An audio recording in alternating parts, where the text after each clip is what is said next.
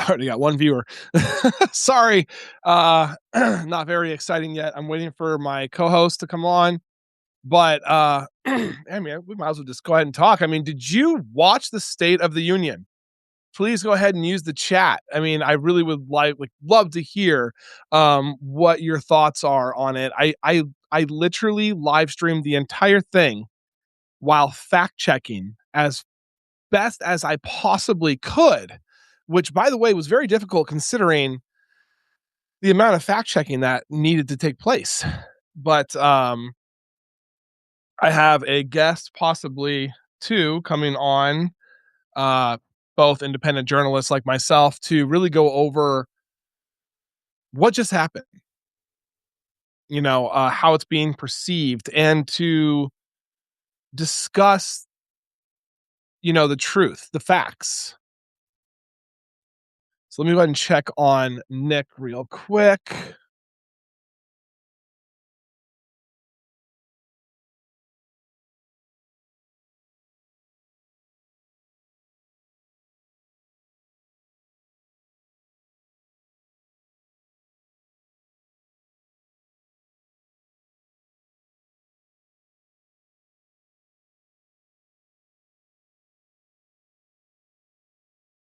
Hopefully he'll be here in a second. But here's something really interesting. Actually, I'm wondering, can I share my screen on here?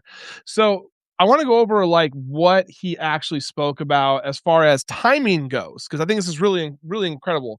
So he spent a total of 2 minutes speaking about affordability. He spoke 5.8 minutes about immigration, 4.2 minutes on the economy and taxes, 6.6 minutes on crime, and about 4.8 minutes on Venezuela. Again, he only spoke about affordability for 2 minutes. That is it. Which really, gets me wondering what his actual plan was here. I mean, besides to fill his time with lots of clapping, giving awards away to people that I think deserve them. And but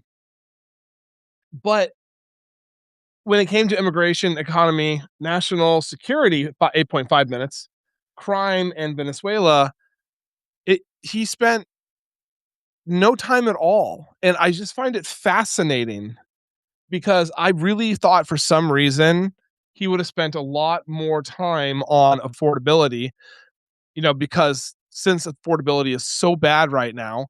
And I mean, the things that he did say, which were horribly inaccurate, I was fact checking the entire thing. I mean, he said we had the best economy that, the country has ever seen.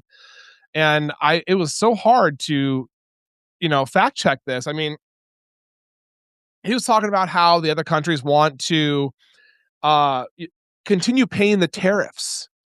I mean, look, I'm assuming everybody that's watching this understands that the other countries do not pay the tariffs. The American taxpayer does, because when these imports come in to customs, they then have to raise their prices, which then means that the consumer, the American consumer, has to pay a higher cost. That is how tariffs work. Oh my God. Look at this handsome guy, Nick Valencia. That's you, brother. How are you, man? I'm great. I just left a dinner right now, and Natalie Hernandez told me that you were looking for me live, so here I am. Oh my God. Natalie is hilarious. She's the best, dude. I fact checked the entire thing. Tell me about it. Yeah. My head is killing me right now. But so here's a breakdown real quick. All right. So he spent only 2 minutes on affordability. That's it. 2 minutes. That's what Americans want to talk about. I mean, it's grocery prices that are going up. Want to talk. I know. We knew that he was going to mislead us on the economy. But I thought he would have spent more time doing it. Yeah, that's like his bread and butter, though, I know. Immigration, only 5.8 minutes. Economy, 4 minutes. Crime, 6 minutes. Venezuela, 4 minutes. 5 minutes, basically. Okay. And national security, almost 9 minutes. And everything else that he spewed, and I know because I was fact checking this. I'm coming at this with truth. Yeah. He said that he called out SCOTUS and said it was a terrible ruling and that the countries still want to pay the tariffs. The countries still want to pay his tariffs. So yeah, he said that. And then in actuality, it's the tariffs that have 95%. Where did this go? Where is this? Hold on. I have all this written Yeah, down. yeah, yeah. I This is love a it. hell of a way to spend a birthday, man. I love it. It's your birthday? Dude, yeah, I thought you knew that. Yeah, it's my birthday. No, I didn't know that. Happy birthday, Jared. The Thanks, man. president It's actually spoke for you and everything. I know.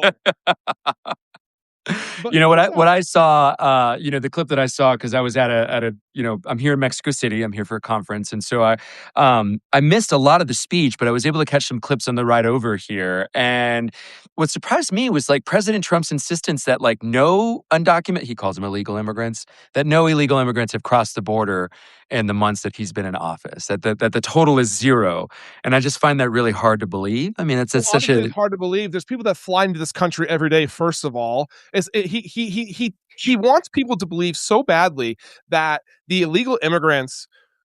I'm going to say migrants. I like saying yeah migrants. That the yeah migrants yeah that are yeah. in this country are only here because they jump a border fence. When I think it was 75 no, that's wrong. That I rechecked that. 62% of the migrants that overstayed their visas actually flew in from other countries. So him saying that no one's come through is a blatant lie.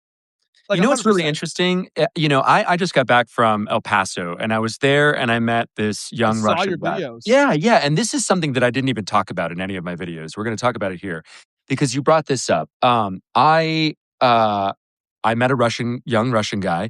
He was a hockey player, and he was so apparently when he moved here, he was so in sort of infested with the propaganda of Russian state television that he came over really anti-Ukraine, really pro-Trump, and just had sort of different allegiances.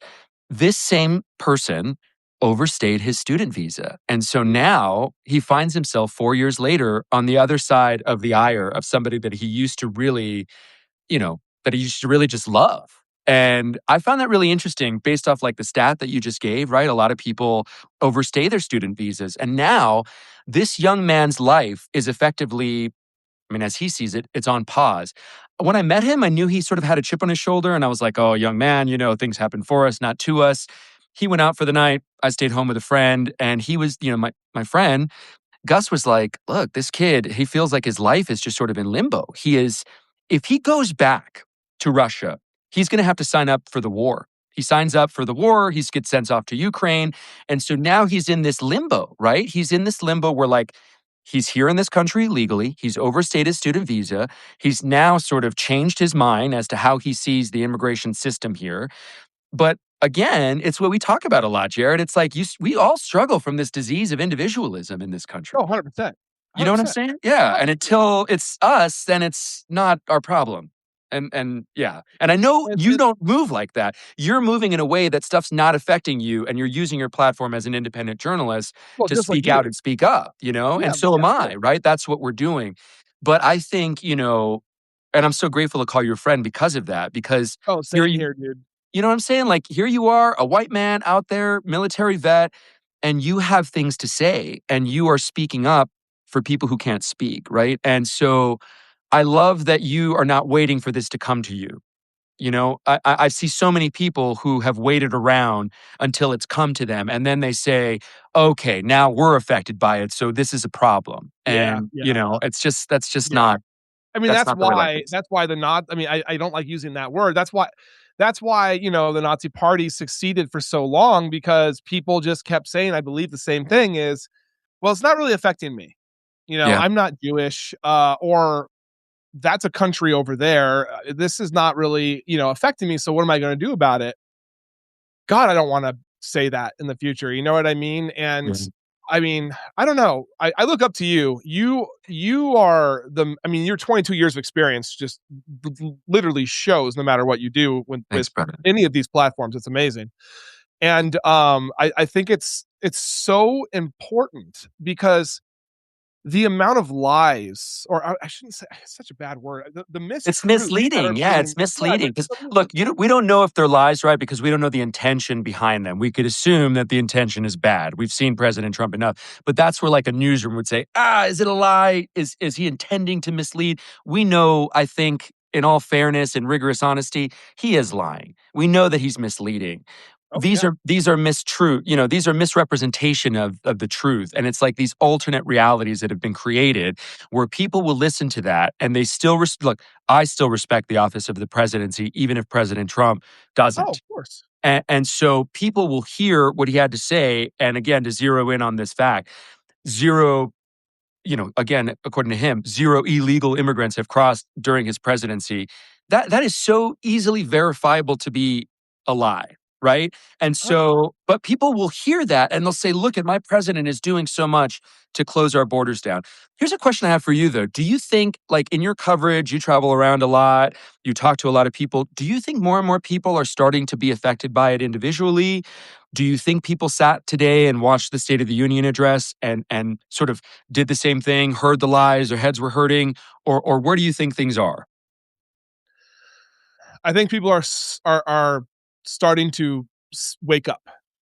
I mean, I've talked Yeah, to I think so. I several do think people so. that voted for Trump, that are like to say the same thing. This is not what I voted for, and I can't help but call them out and say he's doing everything he said he was going to do. I mean, he said he was going to do all of this. I know. He did. Um, I mean, yeah, we can ignore the fact that he said he was going after nothing but violent criminals, when in reality, out of 75,000, it was 14% had any type of criminal record whatsoever. And I people are starting to see, and I think it's because of people like you and people like me, yeah, out and there. honestly, the photojournalists out there, I think, are Yeah. making a really, really big impact. How many people would have been galvanized if not for that photo of Liam in his blue beanie and Oh, the Spider-Man backpack, Like, how many people would not have seen what was happening on the streets of Minnesota if not for the ability of a nimble, independent journalist like myself with just my phone in my hand, right? yeah, Waiting yeah, for hours. It was about 1.5 hours before I saw a big camera. And so, you know, I don't know. I think that journalism at its best is an act of service, and now is not a time to be neutral, nor has there ever been a time for neutrality. And there's not another side to humanity. But I present you again another question, man, because please. I'm really interested in you live in San Diego around a lot of conservative people, around a lot of military people. I talk to conservatives all the time. One of the one of the comments I got earlier today from my Trump voting friend was, why are Democrats boycotting it? Where's the respect for the State of the Union? Don't they see this message that they're sending to the general public? And so I don't know, man. Like this guy really believes what he's saying, right? Like I understand what the Democrats are doing, why people wouldn't show up. They don't want to support the lies that he's spewing up there for a long period of time unchecked. Sure. What do you think the sentiment was there? Like, what was the sort of reaction that you saw, the Democrat strategy, and just sort of that statement that you heard me say from the Trump voter? So I think it's interesting. I mean, I interviewed Congresswoman Mary Gay.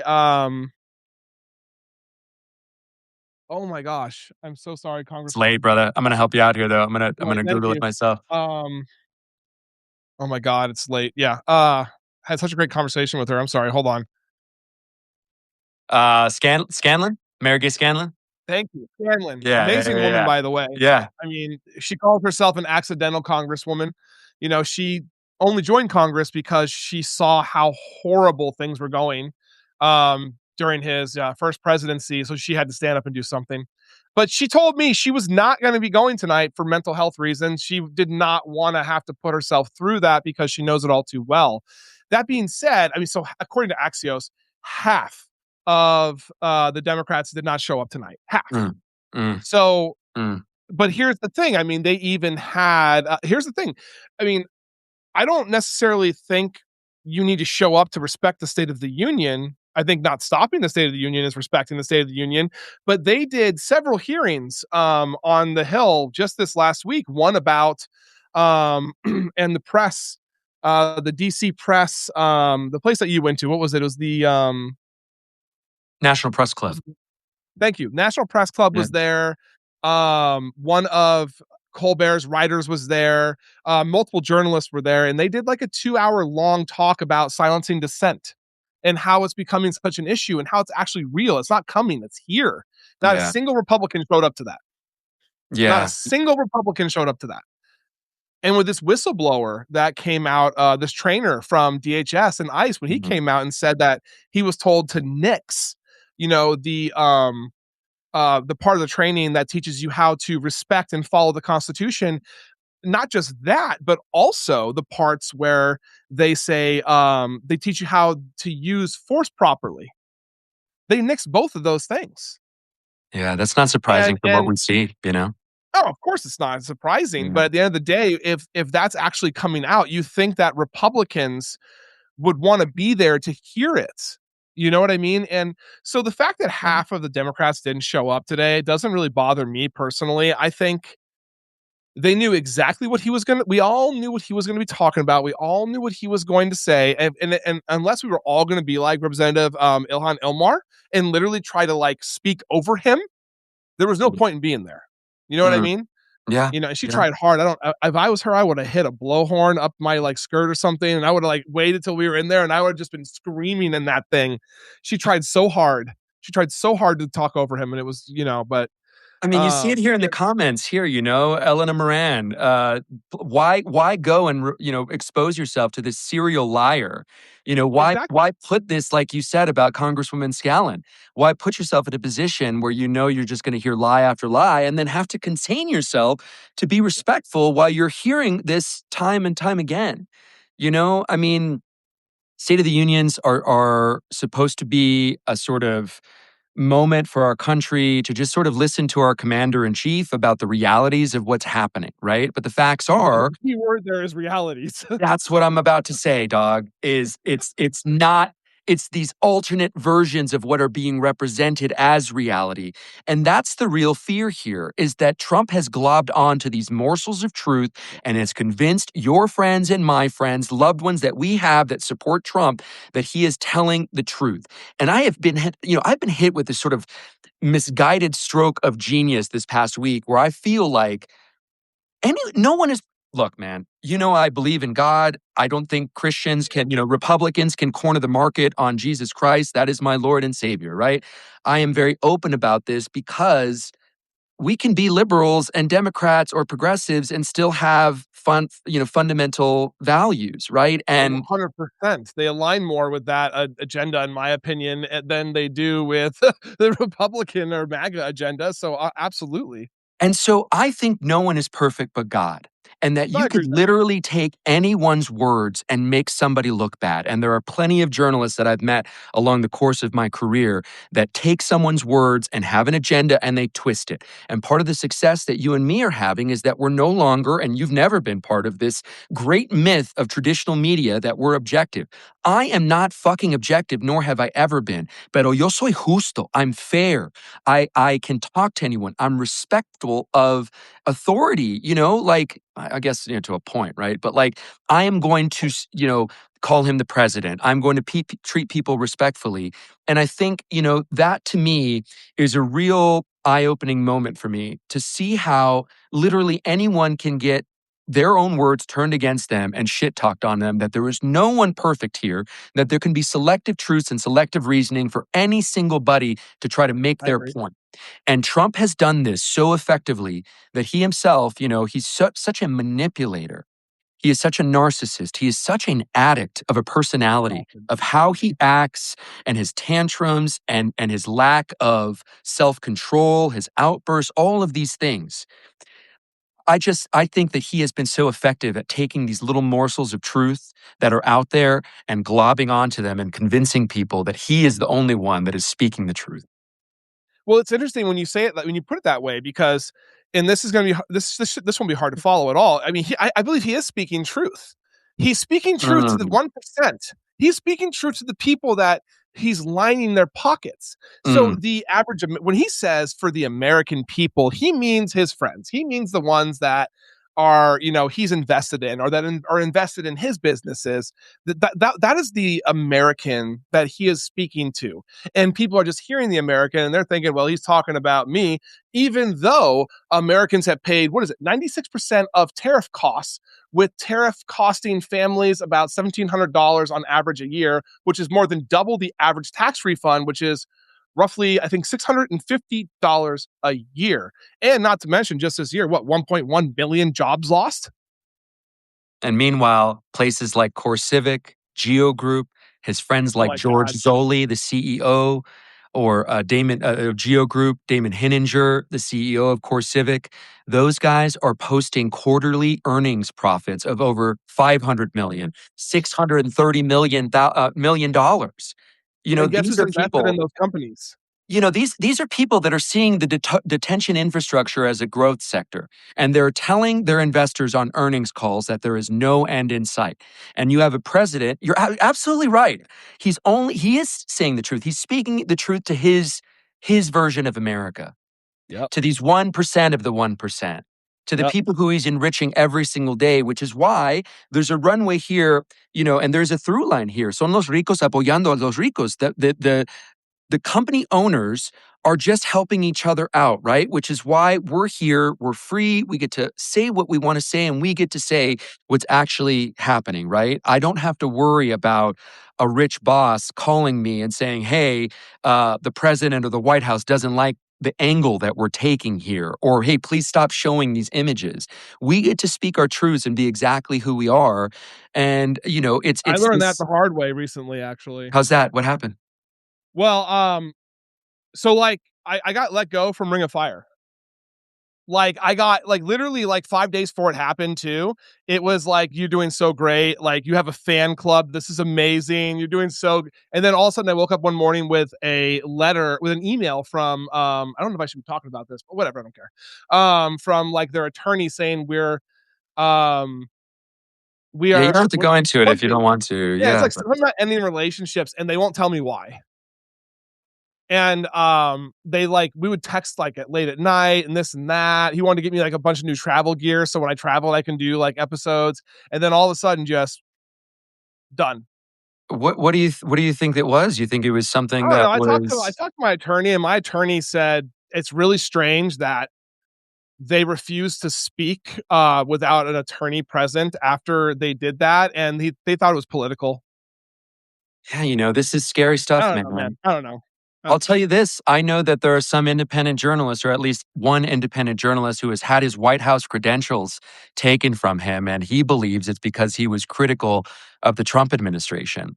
And I won't name this person, but Okay. this stuff I is think happening. I think I know who you're talking about. I think, but either way, it's terrible. It is Terrible. terrible. And people like Lydia Page who are on here, Gabe Dunn who are on here, Yvelis Reyes, all of you guys, you know exactly what we're talking about. You know exactly, and that's why you guys are watching right now. You know that the feeling among the public is that the institutions have been corrupted, even if the players within them have not. And the gap between the haves and the have-nots, or the middle class, is shrinking. Poor people, there's more and more jobs being lost every single day. People that are you know, what do you call it? Just have been in unemployment forever. It's like long unemployment where they stop counting those numbers, right? I mean, like, the economy is terrible out there. Oh, Somebody who terrible. gets $400 as a stipend for groceries, who I met, says it's not enough to feed two people. It's like, how much you spend at the grocery store being a Oh father, yeah. Oh my and god. so I mean, it's really expensive for people out there. And we're people who have jobs, right? We're supported. People, pay to subscribe to us. Like, I'm so grateful to be in this position to be able to do what I love and still, make a living at it. There are people out there right now who literally have no jobs and who don't know of a prospect for a next job.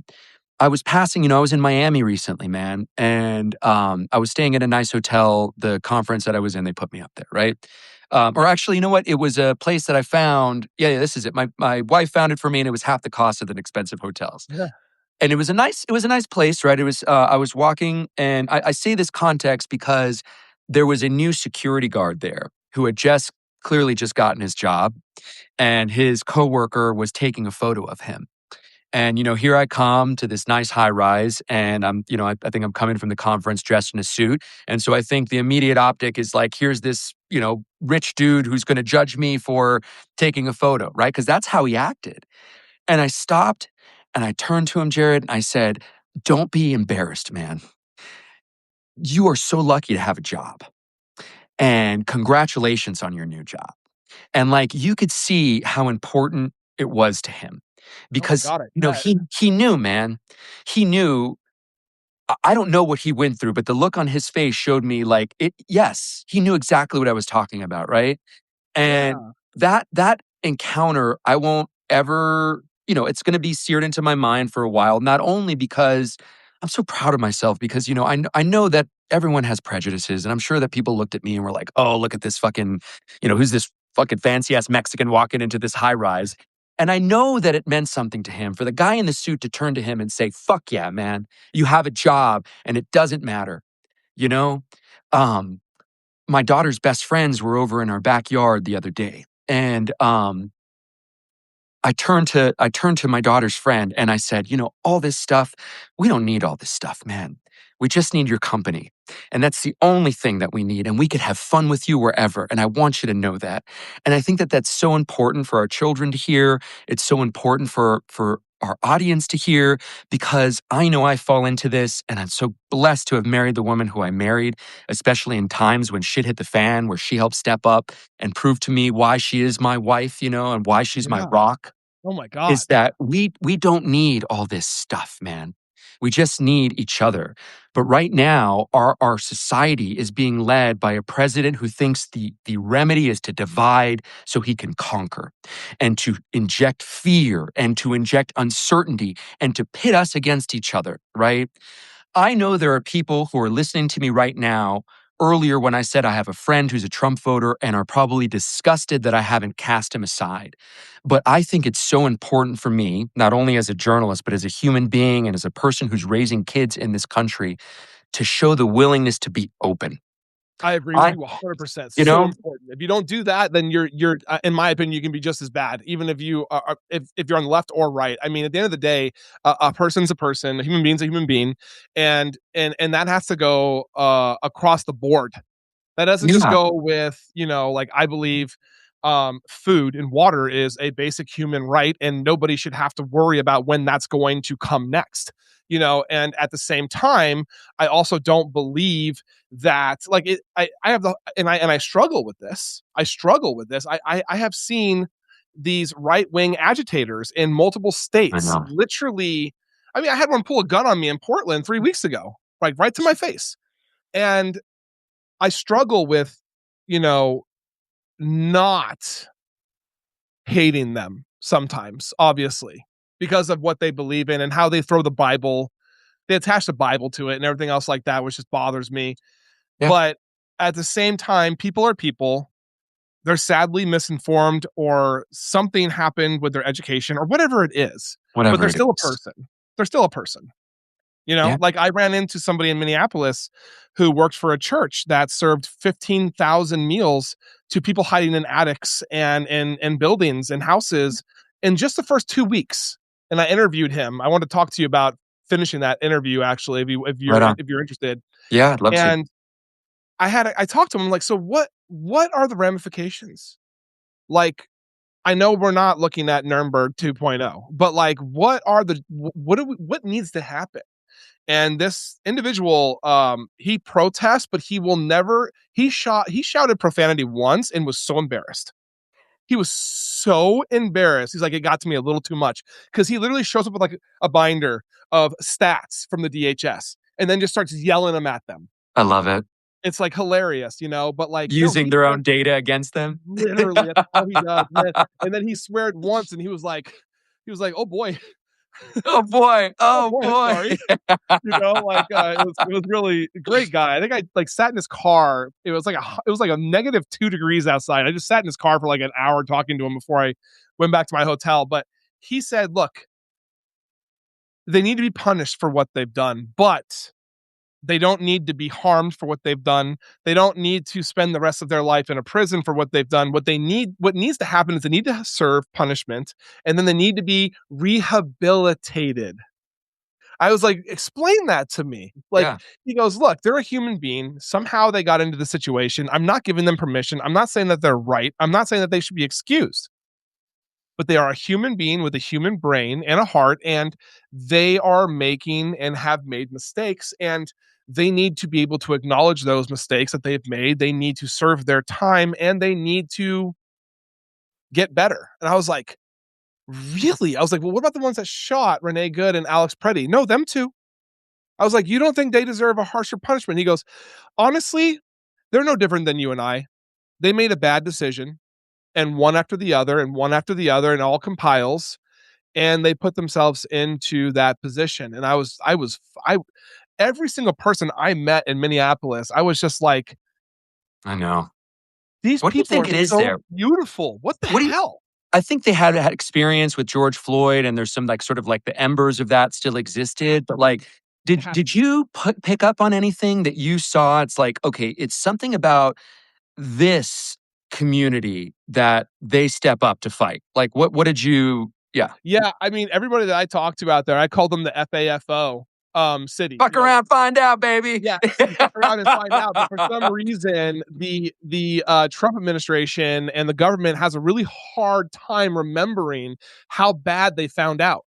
And look, I this was such a terrible thing that happened. It's still happening there, and with the deaths and everything. And when I was on, God, I think I went to probably 15 different protests in 3 or 4 days. Mm. That's how many protests were just happening everywhere. People You are know, just active, involved, they're yeah, socially aware. I was with Will, and we were Yeah, driving around, and we had to stop every 5 minutes because we found a new protest, you know what I mean? Like, which and Jolly Ginger too, and it was just like and they and the great one thing I loved about those guys they're the is when best. they saw a protest, they had to stop the car, and they knew why. They bring so much hope to that community. Yeah. So when he gets out of his car with his flag and his overalls and his beard, and he's there just screaming, for the community, more people show up, more people get and I spent one protest doing nothing but taking images and looking at the buildings around me. It was ice out, ice this, ice that, but looking at the organizers and the smiles, the biggest like smiles on their faces, like, yes, this is a Yeah. tragic time, this is horrible, but they know they have to look at the light. They know they have to be positive. They know they have to bring the light and the laughter and the happiness to their community, otherwise it just stays darkness. It was There's one of the most power in showing up, beautiful man. thing I've ever seen. And there's so much power in showing up, and, like, that's what we do for our kids every single day, and there's so much power in that we have no idea. And so, like, this is the baby, the movement is their baby, right? And there's a power for them showing up. And I also think in Minnesota, like, I think I told you, like, I lived in Minneapolis in 2004, 6 blocks from where Mhm. the scene of Alex Pretty's killing, and it's changed so much. But I think I always understood the progressive nature of Minnesota. This was the land of Paul Wellstone, Senator Paul Wellstone, a progressive, died in a plane crash. This is years and years ago. I think in the 70s. I might be wrong about that, but he No, I was think you're right. somebody. The Green Party is very active there. They had, when I was living there, they had a mayoral candidate at the time who was running on the Green Party.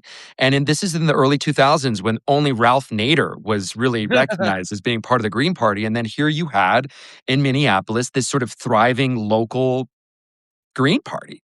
And, so that sort of stuff stood out to me. And you have Midwesterners that, they are they stand 10 toes down, dog. They are out there, like you said, in -2, -6, Oh, -14 -7. degrees. You -7, know? there was a woman that was, like, 6'1", and she was wearing a pair of jeans and a leather vest. That was it, bro. What? I'm sitting there dying in every piece of clothing I own, and I went up to her several times. I'm like, "Are you okay?" Like, "Can I get a photo of you?"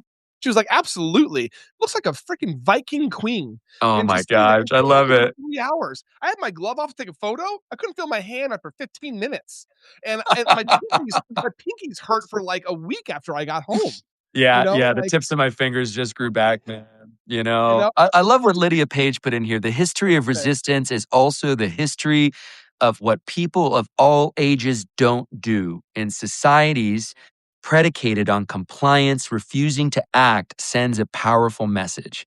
I mean, Wow. like, Beautiful. it is beautiful. She's so well read. I love she always is putting in quotes and, in our shows. And I went out to dinner with her and her husband. Such lovely people. Thank you, I'm Lydia. gonna have to subscribe to her. Yeah, I mean, she is like our last show of last year, we invited people on to like interview me, and she was one of the people that showed up, and she showed up with her library behind her and all her books that she's read, and like she's just such a lovely person. My family and I went out to dinner with her, and I mean, this is what this platform gives us. It gives the I agree. ability to literally connect with people who are mission oriented, who are part of the same sort of ideology that we don't need to wait till it hits us individually for us to step up. Lydia has an intersection with what's going on. I'm not going to talk about what's going No, on in no, her yeah, life yeah. personally, but there is an intersection for her. Is she one of these people that's at risk of being deported? No, but she's still out there using her voice and trying to advocate for independent journalists. I mean, it is what we're doing right now is so important, and I have really started to, and I know you do, lean into this with humility.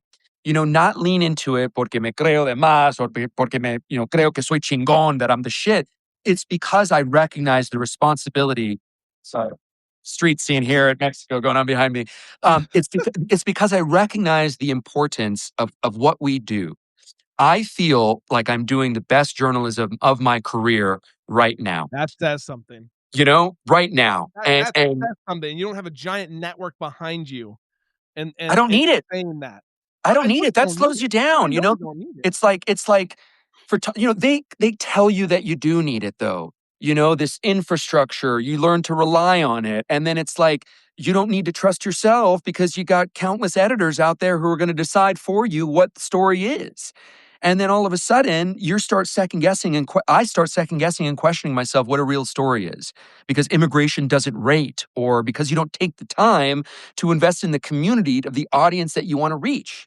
Like, I don't think some of these progressive or sort of more left leaning networks understand just how quintessential of a viewer the black woman is, just how Oh god. quintessential of a viewer, or I'm sorry, just how quintessentially they are the backbone of the Democratic Party. I Just agree with because, that. I living in Atlanta, you give a black woman money, they aren't going to fucking switch up, bro. They're going to help their community out. I can't say the same about my people, dog. Like, look at all the Latino men who voted for privilege instead of their own community's I know. needs, I know. And Yeah, I so know. I don't think that the traditional or legacy media really truly understands their audience because, as I just mentioned at this dinner that I was at, it is a pipeline of prestigious people from pedigrees that are not like either one of ours. And so, why do we land with our community? Why do we land with people that are here in this chat, hearting and commenting and going to share this later and going to watch it on replay? It's because we are really who we are. We're I not agree with we're, that we're not from completely. these prestigious pipelines of whatever, only No talking to way. ourselves and ignoring what the audience is. And I need to do even better at recognizing who my audience is. And I'm learning. This is all a learning curve. But what I tell you I don't 100%. have to learn, You're doing a it, great job at it. I don't have to learn what a story is. I don't have to second guess myself anymore. We know we're effective communicators. You are an effective communicator. We know what people are interested in because we hang out with real people. The That's big right. criticism I have of journalists is that oftentimes journalists only hang out with themselves and they love hanging out with other journalists, man. It's crazy. I kinda get that though, because you can talk for hours. I kinda get that. I kinda get that a lot actually. But no, I mean, look, it's I I we what we're doing right now, and I don't say this to just to piggyback off you or to stroke any ego or to, you know, look or sound more important than we are. I mean, look, this is such important Yeah. work. Yeah. And it's important when people like Don Lemon are getting arrested for doing their job. And it's important when administrations and investors are buying up independent media platforms to be able to control them better. What we are literally the atom bomb for this administration, and they It's know it. revolutionary. They Yes. know it. They know it. We're going back to grassroots of journalism. I That's what mean, journalism is, man. Ultimate act of service. It's a bunch of people who, whether or not they're making good money, still live in a blue collar, normal way. We're normal people, man. You oh and yeah, me. That's why we get along, dude. We have these privileges. We each have privileges of our own, right? Like I try to recognize mine as much as I can. But at the end of the day, man, my wife just wants a normal life. It's not keeping up with the Joneses. That's where my ego comes in. We're like, I'm trying to, compare. It's like, no, that's man, LA. that's LA shit, right? And I was It's in like, LA for like five years, and it's hard to get that out of my head. I'll look at my car sometimes and be like, man. Then I'm like, no, no, get out of that mentality. Stop it. Stop it. when what did we just say about 10 minutes ago? We should be so grateful to have jobs, to We're have so roofs over great. our head, to have transportation, and realize this when this gap is widening. When you're putting billionaires in charge. I had Christian Ramos on my show earlier today, and I he's saw like, that. all you need to do is go back to the inauguration and see who was sitting front row, and you Oh my see, gosh, just right? like you said, Yep. who the Americans are that Trump is talking about, because you fucking man, you landed the plane on that. He does think he's speaking the truth, and he is speaking the truth for his 1% of the 1%, which leaves all of the rest of us out, man. Yep. No, It you're leaves right. all Yeah. the rest of us out. Yeah. And it's so sad. It's terrifying. It's terrifying considering um his base just eats it up, and independents are slowly starting to kind of see that he's a grifter or whatever you want to call him. I don't know. I mean, I feel like he's broken the emoluments like clause or act. Like I can't even count how many times. Again, that's just my opinion as a person, just based off of what I've like research I've done.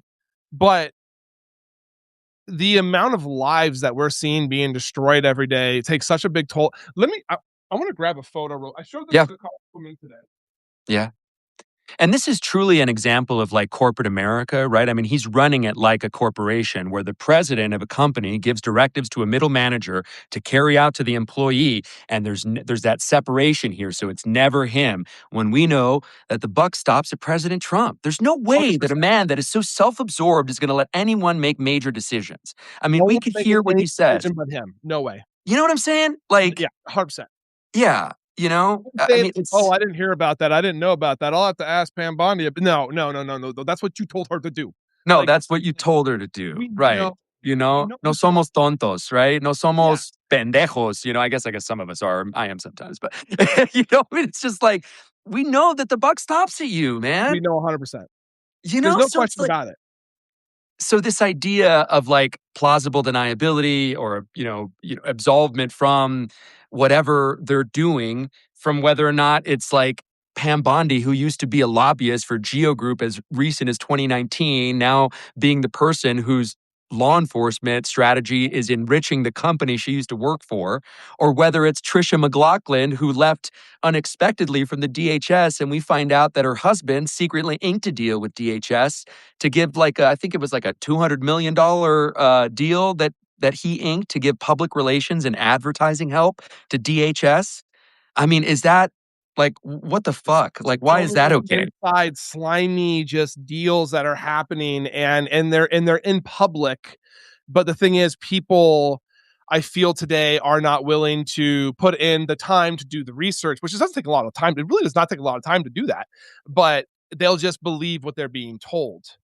Well, And I let think me that's give you really some interesting. research here that should piss off both Democrats and Republicans. There are countless people currently in immigration detention who have asked for voluntary deportation and are still wasting away in our country's detention And system, why is that? paid for Why by is your that? tax dollars. Paid And for who's by getting that your money? tax dollars. And who's getting that money? George Zoli, Damon Henninger, all of the people that are involved in sweetening these contracts, LaSalle Mhm, Management. I mhm. mean, the list goes on and on. And I they're mean, building more centers. and they're building more centers. And if you don't get pissed off at like the government waste, don't come at me the next time a Democrat's in office because that's going to happen. It's like the pendulum will swing. I believe it. I don't know. I got pushback on this. Like, No, no. this is a moment in time. I think there's nothing new under the sun.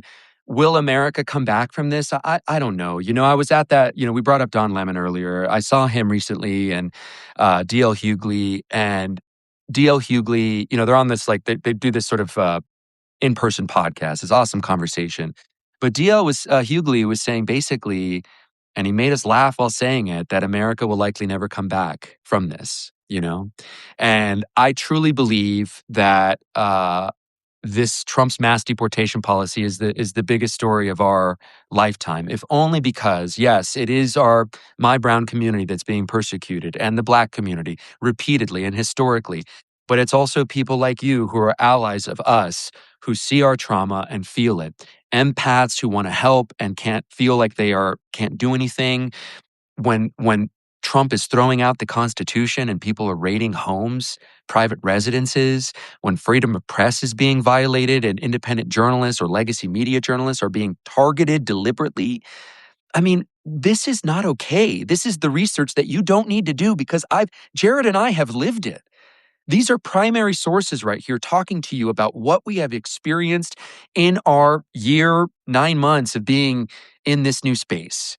Is I feel that, like at this yeah, point we are so far progressed past the traumas and the story of like COVID or Afghanistan, Iraq. This is so horrible and heinous and and life destroying on such a high level for dollars, for yeah. power, for ego. And here's what I want to ask you, man, is because of your combat military experience, what I've noticed is that the people that are really the most passionate about this and really are taking this personally are combat military veterans who really believed in the foundation of this country and the fundamentals of the Constitution. Talk to me about this, man, because you've served, you've gone to war.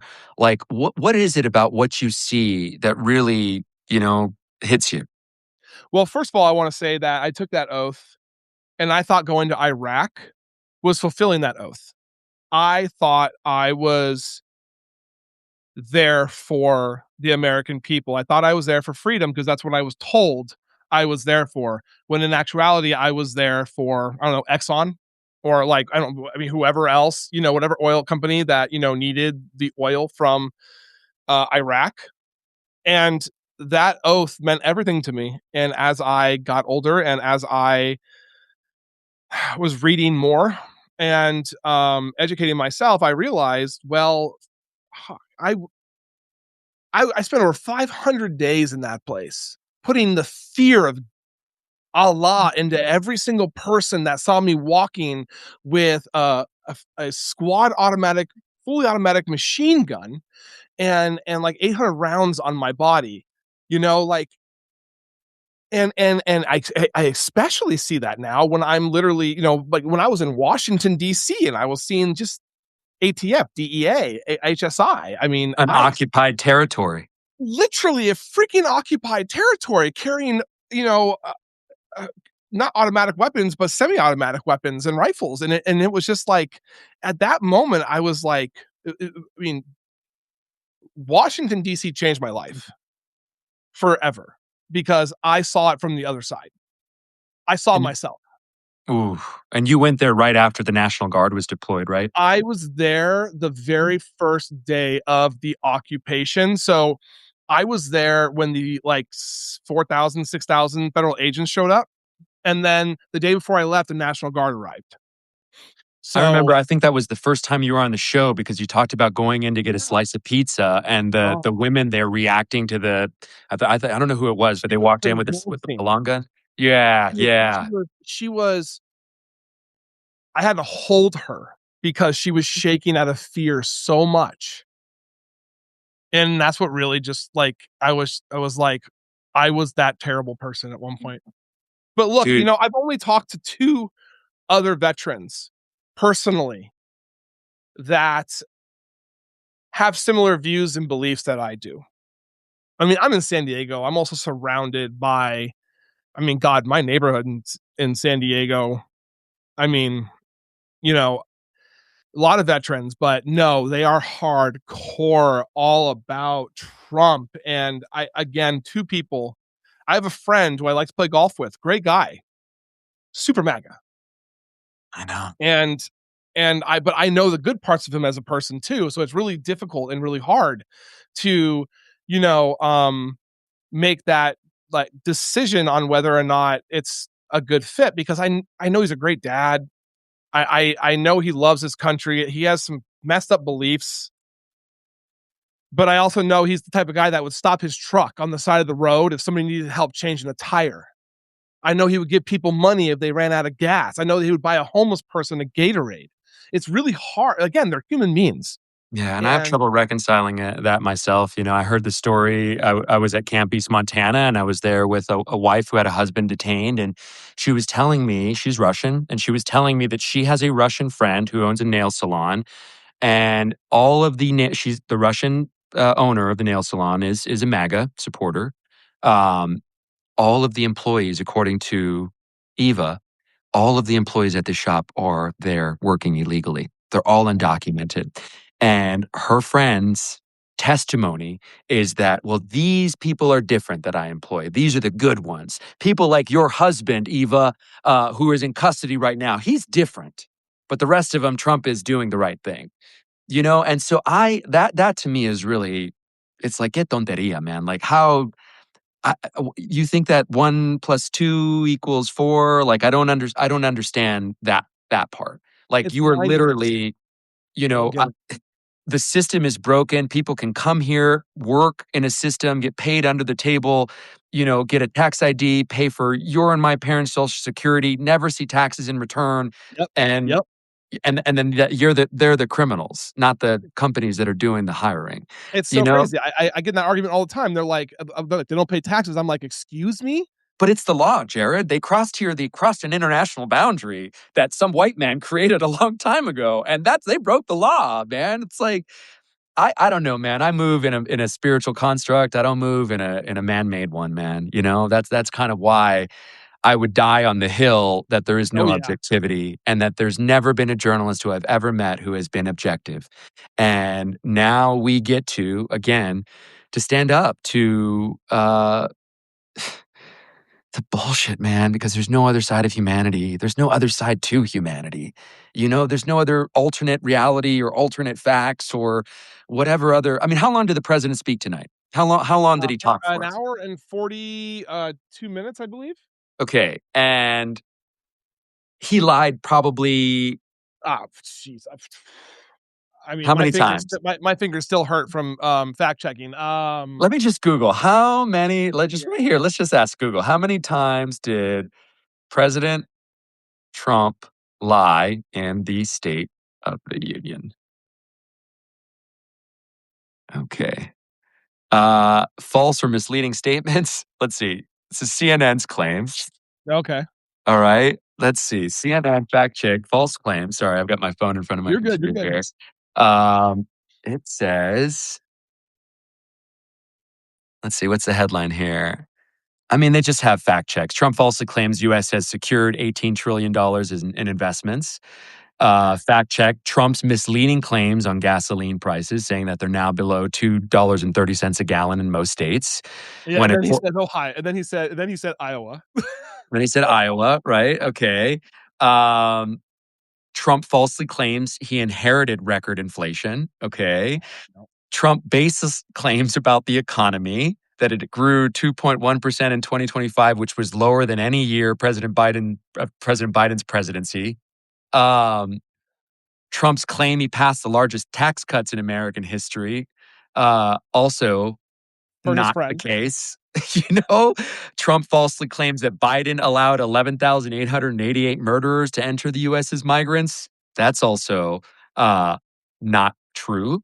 And again, also, I love getting into this with Republicans or people who support this. It's like if it was just about correcting the pendulum swing of the people that Biden let in, then we'd just be going after the people that Biden let in. We wouldn't be going after people like Carlos de la Valle, who's been in this country for 30 years, But or also, if you look at Biden and Obama's numbers of deportations of actual, and by the way, of I mean, look, I they were I hate saying the word because I just feel like it's so mean and it's just not okay, but they didn't go door to door. They didn't go around like some lawless, they allowed asylum seekers in. And if their, reasons for asylum did not meet the criteria, they were sent back. That is a deportation. That is how asylum works. it's crazy, man. You know, That's there's a how right. asylum works. And while we're on this, every migrant in custody also has the constitutional right to file a Everyone. habeas corpus petition.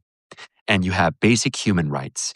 And a lot of these migrants who are in custody right now don't know they have the right to file this habeas corpus petition, which effectively and literally translates to presenting the body in front of the judge, right? I mean, I know not literally, but that's basically what it means. No, I know, I understand what you mean. Yeah. And that every person has that right. And it's not like the government is going to say, "Oh, here, yes, please file this petition so you can get your day in court and due process." You fucking kidding me? No, they don't want due process. They want to make things so uncomfortable for people that they deport. They want to ignore their Hippocratic oath as doctors in these facilities. And what we're hearing is countless stories of people who are told you'll get the care that you need once you deport back to the country or go back to where you came from. But they're not deporting them. But they're not deporting them. They're They're moving them keeping from them facility to there. facility. They're not deporting. Do you see? Can you see my screen? No, I see you kind of frozen right now, man. I see you Am I frozen. still frozen? Yeah, it says I'm Jared frozen on connection. my side too. That's a bummer. Oh, about 90% with 10% truce, according to Elena Moran, 100. I mean, it's just like, Let come me on. try and turn this back on. I want to show you this image of. Yeah, I want to see it, man. I want to see it because I haven't been able to see it. I'd love to see it. Oh, what a night. What a day here. Good gracious. Also, we haven't even talked about Mexico City right now, man. Like, it is active out there. Oh Like, my it god. is fucking active, bro. Man, there's a lot of patrols out there right now. Like, I didn't think it was any sort of different out there when I was walking around this morning, late morning, early afternoon. And then I just went out, like right now, I went out to dinner and there's like federal police everywhere. There's local police everywhere. It's like, the death of El Mencho has a lot of people scared. In fact, while Jared gets this I photo bet. Yeah. here, I was Can you hear talking me to though? people. Yeah, yeah, I could hear you. Um, Yeah. Okay.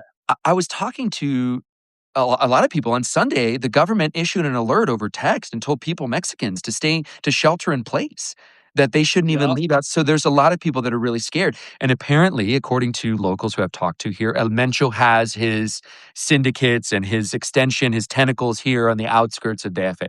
Generally and historically, and I could speak to this, I covered the cartels for a number of years. DF, Ciudad de Mexico, it doesn't get really impacted. This is where, the rich people live. It's where, the big city people live. And it generally is untouched, especially when you compare it to other, sort of more synonymously violent places like Ciudad Juarez or state of Tamaulipas. There's always this sort of element of police with their lights on the streets out here. But like shit, man, it is like another level here because as I mentioned, El Mencho, who was just killed, the cartel leader, he's got affiliates here. And so there's some nerves that things might hit the fan here, potentially. But I hope not. I hope not that well, I don't know, man. I hope not while I'm here for my mom's sake, apparently. Well, yeah. She's like so nervous that I'm here, man. She's so nervous. Let's see this image. I want to see this image. I'm like I'm like hurting right now. I don't know why this is not working. Hold Oh, on. it's okay, Yeah, brother. hold Oh, on. I can like Nat's in the chat too. Hey, hey. Natalie. All right, Trump delivers record set. Best comments ever, by the way. Oh, she's the best, dude. She's the best. She's the real deal, man. All right, so let me open Uh, up this window Talk about here. work. Talk about moving on a spiritual construct. That's her. President Trump delivered a record-setting State of the Union address, rolling out an ambitious agenda with a mixed record of wins and losses, according to The Hill. They say that the president honed in his signature economic policies and touted military action in Iran. and he is continuing to try to aim this broker this nuclear deal in the Middle East. Of course. They said it ran about an hour and 48 minutes. It exceeded the longest State of the Union speech on record. Bill The Clinton, Yeah, Bill Clinton was an an hour and hour and a half. 28 minutes. Yeah, about an hour and a Holy half. So Trump surpassed that. Um, he also surpassed that length of his speech before Congress last year, which lasted an hour and 40 minutes. But that was technically, they said, not a State of the Union address. Al Green got escorted out of the chamber. Do you remember this, man? A lot of what? people, yeah, Al Green got escorted out of the chamber.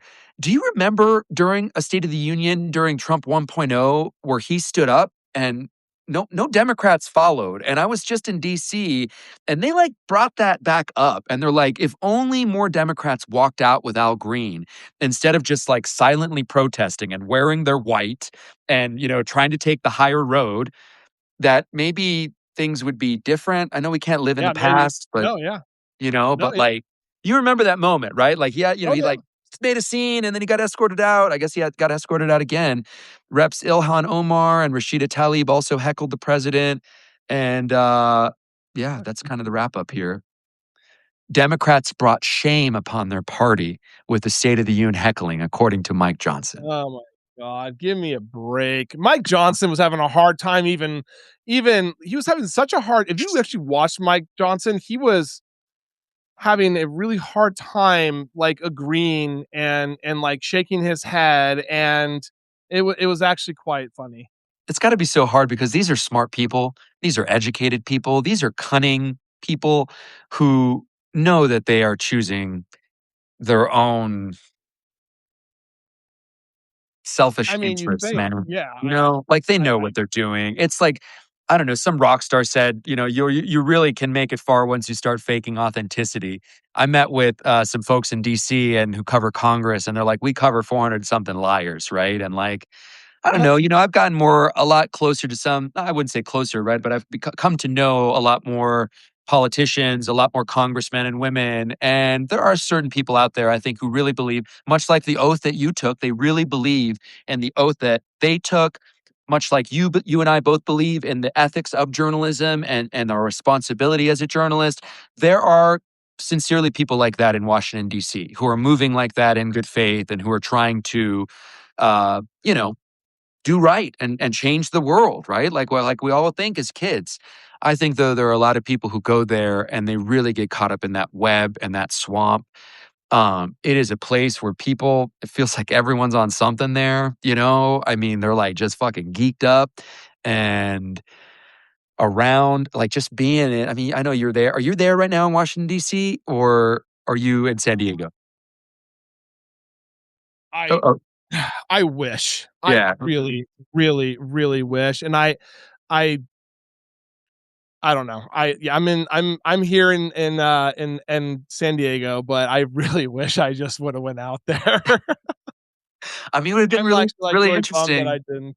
It would have been really interesting just to be there. And I don't know, man. I think politicians are going to politic, man. Mike Johnson's going to throw shade on the Democrats, Oh, probably do the same yeah. shit, but like to think that he had trouble Stan and like kind of agreeing, I can buy that. Like it's easy to prepare a statement and be supportive of your president and your party. It's a lot harder, I think, in real time to sort of do the poker face and really, pretend that you aren't hearing what you see, Yeah, no, or he was having a hard time with that for sure. yeah. I was surprised how hard of a time he was having with that, actually.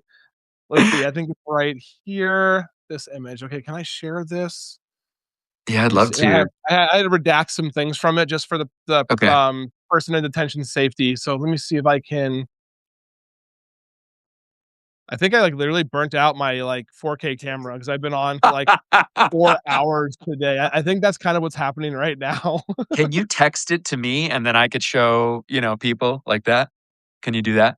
Oh, there it is. Oh my Are you gosh. seeing this? Yeah. So, there's 2 things in this individual's hand. This individual is, his name is Arturo, and you know Arturo. I Um, don't know him, but I know, yeah, I know of you him. know, yeah, yeah, he's one of the most amazing human beings I've ever met in my life, and he is holding a ball in his left hand, And in his right hand, he's holding which is an old shampoo bottle from inside the Otay Mesa facility. And basically, what this is saying, this message, this is two sides, but we can't show the other side because of the writing on that side. But let's see here. They have not seen grass or trees in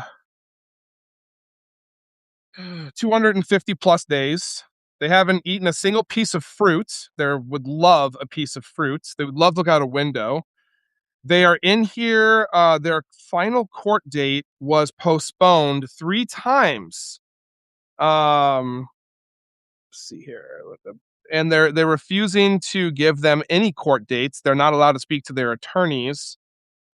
It's a husband and wife that have been separated for 250 plus days in this center. They're Russian.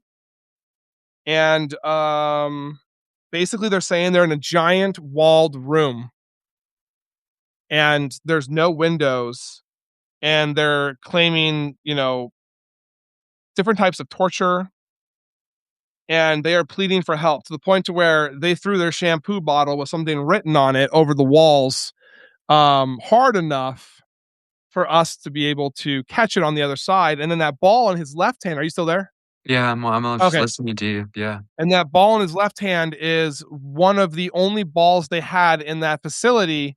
And they decided to cut the ball and put in a bunch. So this is the problem. Okay. They're not given a phone call. They're not allowed to talk to their attorneys. And if they want to make a phone call, at least at this detention center, which is Core Logic, I believe. Yes.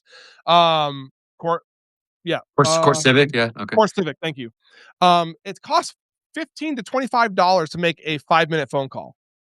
And they're not even allowed to do that. So these people are literally, there are activists that are outside every Sunday when they get their hour to go out in their little, oh God, their little outdoor area for Recreation time. Yeah. yeah, this is a detention center for 1,500 people, and there's 3,000 people in it. Man. So, and during that time, there's people out there with bullhorns, literally that speak. They have usually between 5 and 10 different language speakers out there on Sundays, trying to get these people's names, their families' numbers, what country they're in, so that way the activists call their families and tell them where they are and give them their inmate number, so that way they can put money on their books so that they can call their family or so they can go get other food. Some of these places, they're giving, like you said in your video, a tortilla at Yeah. 5 p.m. Yeah, and that's the last food that they What are you get. supposed to do with that? What they were doing to try to eat later is they were taking their little lechita that they get at their little milk carton that they get at lunch, and they get it. They do get fruit at the Camp East Montana. It's either a banana or an apple. And what they'd been doing is they basically, the women in the facility had been hiding it and trying to keep it in their cell so they could have a late night snack. But the guards caught on to that, and now they're doing these surprise Ugh. inspections and throwing all that stuff away. You bring up this Russian this note from this Russian migrant. I heard a story again while I was there of a man who has been in custody for 18 months. And the attorney who I was with and the translator who went in with him were the only two people that he had seen in those 18 months that weren't part of the facility or inside that facility. That Okay. is horrible. You think about what that does to one's psychological well-being, their mental health. You think about what that does every single day that they wake up and they're in this purgatory. They're in hell, like we keep talking about here. People are asking to go home because they're tired of it, but they won't let them go home. Like that should anger everybody.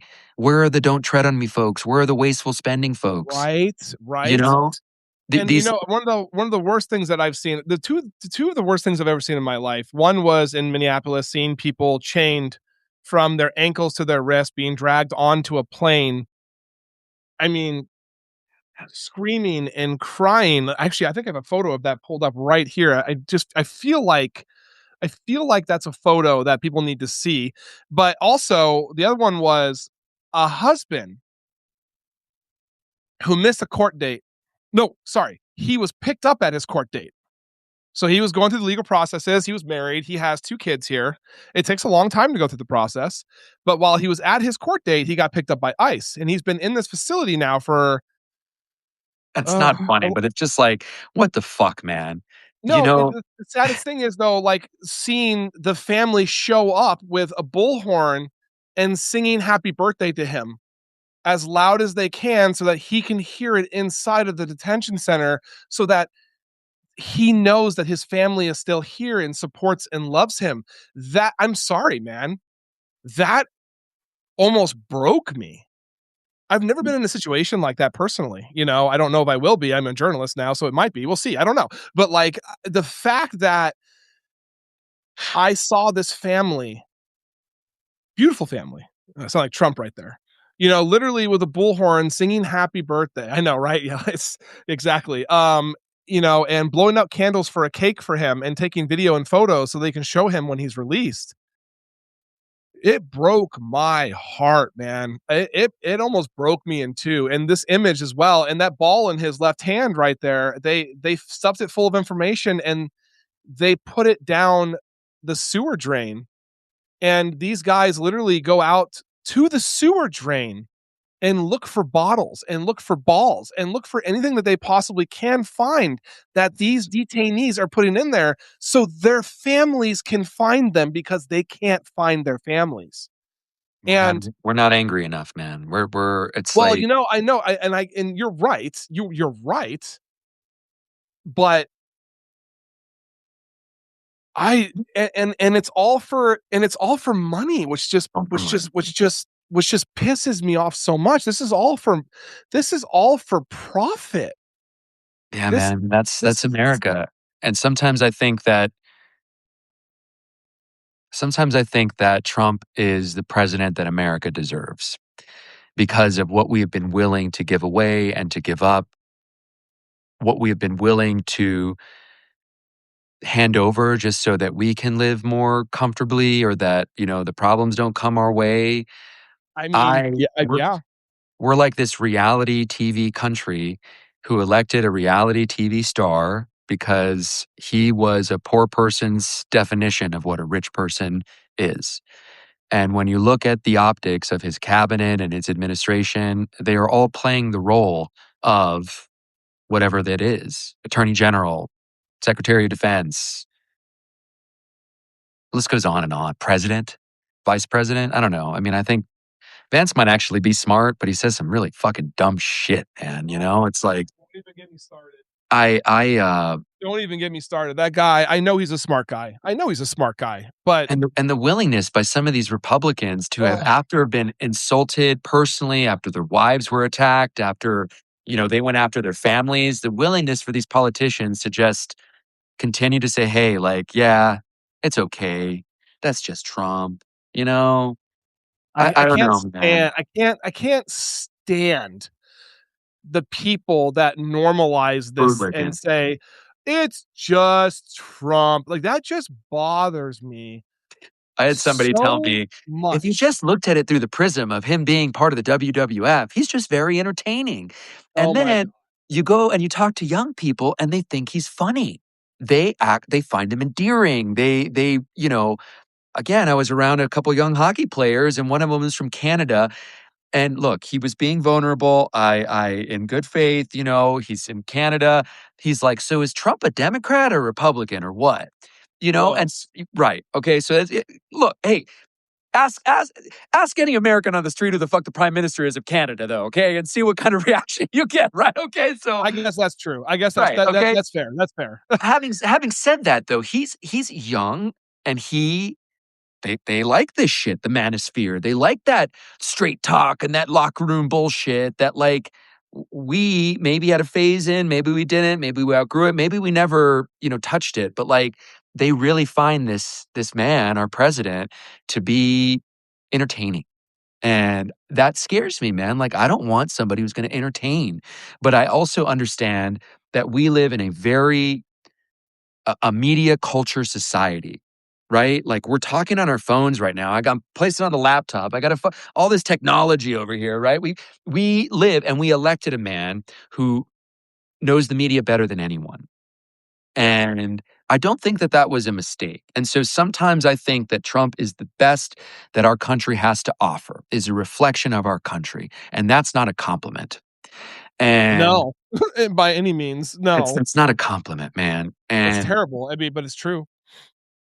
I don't know. I I don't know. agree with you. I It's a agree. quarter to midnight, my brother. I gotta get up in the morning. I gotta All get right, let me up. just show you a couple more of these photos. This is literally my camera lens, which is not bad, but it's not like the one that the gentleman who does this every day to count the amount of times they're being shipped away. These are literally people, some of them wearing their Amazon vests, that were literally just picked off the street, and they're being shackled by their wrists and their ankles and shoved onto this is one of the planes brands, Eastern Air Express, that is sending these people basically all over the country and from one port to the next. And it's, oh my god, it was really hard to watch, but and I It's want real. to just show you. Yeah, yeah, yeah. No, this was good. This was good stuff, and like you look at that and you add up all the estimated cost, it's upwhere about, 60, $70,000 every time the government cranks one of those jets. I Every can't time believe it's it. darn. And so again, we keep talking about this because it's real. Ask yourself who profits. What happens after the video ends and that door closes? We've all Yep. seen the viral videos. We all seen the shaky shit, right? We've all seen the agents in plain clothes and masks and stuff. What happens after the video ends, man? What happens is the meter starts running. Not figuratively, but literally, man. And Oh, are you talking every about like going single back? yeah, I don't know, man. I think we go there, and I think what our audience wants from us is they want to see us there. It's not just the message; it's the messenger and how it's delivered. And for me, yeah, man. I'm really thinking that it might be somewhere else next, though. I'm not so naive to think that this because Tom Homan has says it's over, and everyone's gone. There's still people getting detained in Charlotte, even though Charlotte's Web is over, you know? Well, and that's the thing too. 7,000 people have been detained in just San Diego, but there's literally no. But the activist community in San Diego is the smallest thing I've seen. They are strong. They are Arturo is an powerful. activist of one, dog. He's an army of one. Oh my god, but that dude is just a stud and an angel. And let me here, like look at. Yeah, He show me is what just you got here. he's an inspiration. He's just an amazing man. Where's that photo I have of him? He literally like somehow got on top of a. This is when Kristi Noem was in San Diego last week. He found a building to get a better view of what was going on at her press conference. So he climbed the building somehow, so he could yell at them from a high place. I Hold on, just where's the? Oh, that is like extremely zoomed in. Uh, Oh.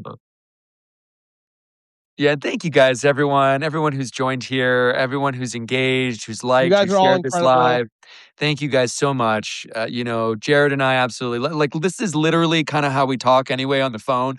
Now we That's just true. have, I mean, honestly, I thought That's about that true. halfway through and I'm like, this is like our conversation on the phone of just how we are normally, right? It's like, and it's, I don't know, it's just, it's awesome. And yes, he is just epic. I agree. Elena Moran is a big follower of ours over at NVN, is a huge supporter, and she's getting to meet one of my favorite independent journalists, Jared Zisser, and Oh, learning that learning who the you're real too deal is, you're man. too kind. You're way too kind. You You are are, definitely man. my favorite journalist. I mean, you 100% are, like, absolutely. It's so funny because my wife also loves your work. She'll be like, you're not doing this right. So come over here and look how Nick did this in this video. Come here, look how Nick did. See how he did this?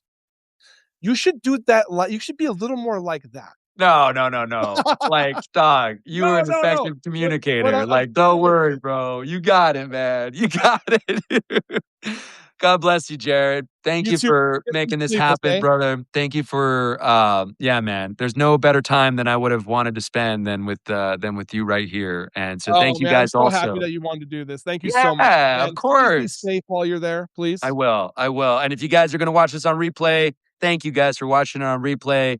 To everyone who's been watching, man, God bless y'all. I'm dropping off. Jared, we'll see you tomorrow. I'll All see the you rest guys of tomorrow. y'all, love y'all. All Take right, care. bye guys. Bye.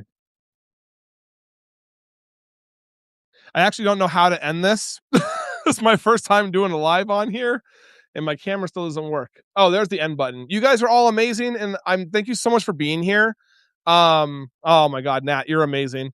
And I hope to see you guys more. And give me a follow, give me a subscribe, and I'll see you guys around. But thank you so much for being here, for entertaining us, for supporting us, for being a voice for the darkness that this country is going through. Because of people like you, we will see light again. And I truly, truly believe that. And I know a lot of people are saying that that's not, necessarily ideal or realistic, but something deep down is telling me that we will get back to where we need to be, and human life and human beings will matter more than money again.